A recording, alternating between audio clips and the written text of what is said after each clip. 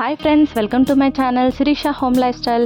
ఈరోజు మన ఛానల్లో నేను కమ్మగా ఉండే కోడిగుడ్డు పులుసు రెసిపీని చేయబోతున్నాను. ఇది వేడివేడి అన్నంలోకి చాలా బాగుంటుంది, పిల్లలకు కూడా చాలా బాగా నచ్చుతుంది. మరి ఎంతో కమ్మగా ఉండే కోడిగుడ్డు పులుసుని ఇంట్లో సింపుల్గా చేసుకోవాలంటే ఈ విధంగా చేసుకోండి. ముందుగా ఎగ్స్ని బాయిల్ చేసి వాటిపై ఉన్న పొట్టు తీసి రెడీగా పెట్టుకోవాలి. ఒక పెద్ద సైజ్ ఆనియన్, 4 పచ్చిమిర్చి కూడా కట్ చేసుకొని రెడీగా ఉంచుకోవాలి. ఇప్పుడు స్టవ్ ఆన్ చేసుకొని ఒక పెద్ద బాండీ పెట్టుకొని దాంట్లో 4 టేబుల్ స్పూన్ ఆయిల్ వేసుకొని ఆయిల్ హీట్ అయిన తర్వాత దాంట్లో ముందుగా బిర్యానీ ఆకు వేసుకోవాలి. ఇలా వేయడం వల్ల కోడిగుడ్డు పులుసు బాగుంటుంది. తర్వాత 1 టీ స్పూన్ జీలకర్ర వేసి చిటపటలాడుతుండగా దాంట్లో కట్ చేసి పెట్టుకున్న ఆనియన్, పచ్చిమిర్చి కూడా వేసుకొని వాటిని ఫ్రై చేసుకోవాలి. ఫ్రై అయిన తర్వాత 1 టీ స్పూన్ పసుపు వేసి దాన్ని కూడా ఫ్రై చేసుకొని తర్వాత దీంట్లో కరివేపాకు వేసుకోవాలి. కరివేపాకు వేయడం వల్ల ఈ పులుసు కర్రీ చాలా కమ్మగా ఉంటుంది, తప్పకుండా వేయాలి.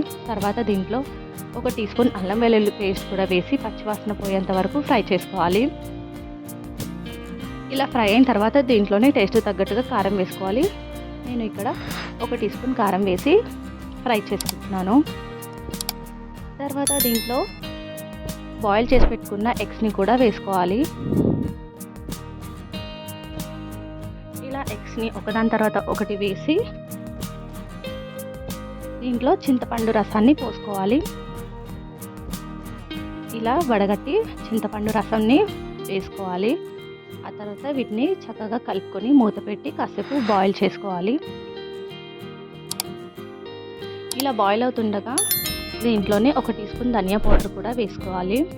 ధనియా పౌడర్ వేసే క్లిప్ మిస్ అయిందండి.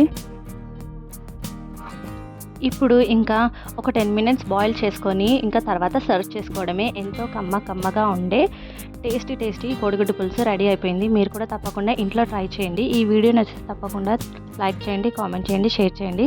కొత్తగా చూస్తున్న వాళ్ళు మన ఛానల్ని సబ్స్క్రైబ్ చేయండి. Thank you for watching.